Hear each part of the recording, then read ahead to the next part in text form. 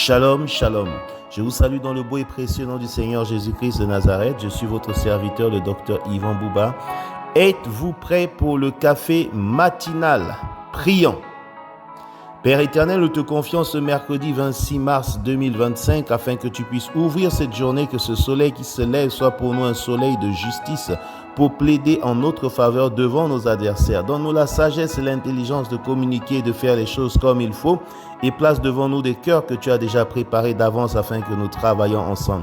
Que chaque pas que nous posons soit conduit par toi. Ouvre devant nous des portes que personne ne peut fermer et ferme derrière nous des portes que personne ne peut ouvrir. Je sème ici cette parole pour que toi-même tu l'arroses et la multiplies, car ta parole est une lampe à nos pieds. C'est pourquoi j'ordonne à nos oreilles d'écouter et de comprendre cette parole. J'ordonne à nos cœurs de croire et d'obéir à cette parole. J'ordonne à tout notre être entier de vivre et d'expérimenter cette parole au nom de Jésus. Amen. Bien-aimés, nous sommes toujours dans la série l'année de la multiplication, la série 5 qui est la pensée stratégique qui va finir d'ici la fin de ce mois. Nous avons commencé hier à parler de coaching et nous allons continuer aujourd'hui avec le coaching. Hier, on parlait de plan de carrière pour celui que vous avez recruté, des domaines de compétences dans lesquels vous devez les pousser, de la démonstration qui leur permet de faire l'apprentissage, du focus qui leur donne d'être motivés par l'essentiel. Aujourd'hui, nous parlons de la formation ou du renforcement de capacités. Les disciples disaient à Jésus dans Luc au chapitre 11, verset 1, « Maître, enseigne-nous à prier comme Jean-Baptiste a aussi enseigné à ses disciples. » Nous devons chercher à former les gens qui sont autour de nous parce que c'est un besoin. Là, c'est eux-mêmes qui demandent à Jésus, enseigne-nous. Et Jésus est obligé de les faire asseoir et de dire, lorsque vous priez, dites, notre Père qui est aux cieux, etc. Nous devons former. Et je vous ai dit que l'évaluation est la base de la formation. L'évaluation n'est pas faite pour juger, pour condamner, pour sanctionner, pour chasser, pour licencier. Non. L'évaluation vous permet de voir quelles sont les performances de la personne, le comportemental, les résultats techniques, également les besoins de formation. Et après une évaluation, vous voyez déjà les failles et les besoins et là, vous orientez la personne vers une formation que vous pouvez faire à l'interne, que vous pouvez faire par vous-même ou un accompagnement que vous pouvez juste faire, tout comme vous pouvez ouvrir la personne vers une formation diplôme ou une formation à distance. Quand vous avez déjà reproché quelqu'un 2 fois sur la même contre-performance, vous deviez penser maintenant à une formation. Si la personne n'arrive pas à faire, c'est parce qu'elle ne sait pas le faire. Il faut lui donner les outils pour le faire. C'est mieux d'aider quelqu'un qui est déjà avec vous à se performer que de chercher à changer chaque fois des personnels pour en aller chercher un autre qui soit parfait. Ça n'existe pas.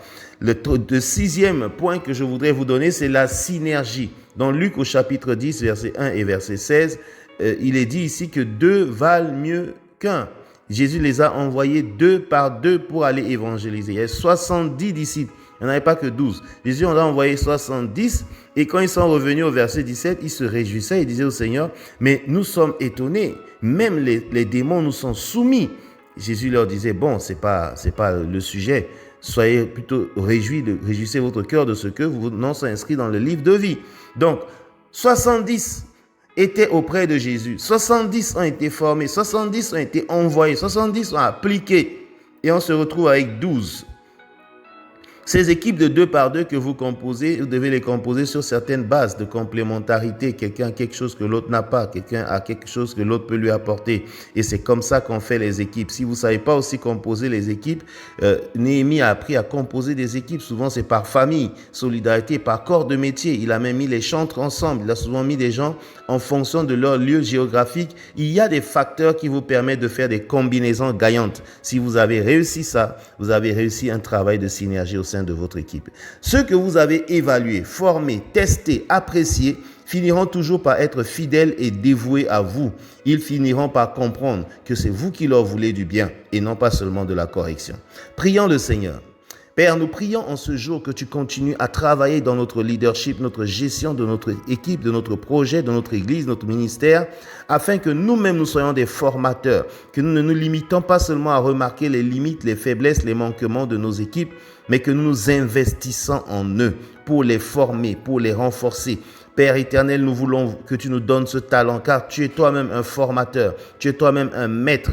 Et donne-nous d'être des maîtres pour les disciples que tu mets autour de nous. Enfin, je te prie, Papa, que tu nous accordes les combinaisons gagnantes. C'est pas toujours évident de discerner qui peut travailler avec qui et de laquelle la belle des manières. Père, donne-nous cet art qui peut être révélé par le Saint-Esprit. C'est dans le nom de Jésus-Christ de Nazareth que nous t'avons ainsi prié, Père.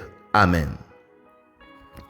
Bien-aimés, si Dieu le veut, demain, nous allons aborder la question du mentorat, qui est toujours une partie du coaching, le mentorat. Que votre mercredi soit comblé de grâce, que Dieu vous bénisse. Amen.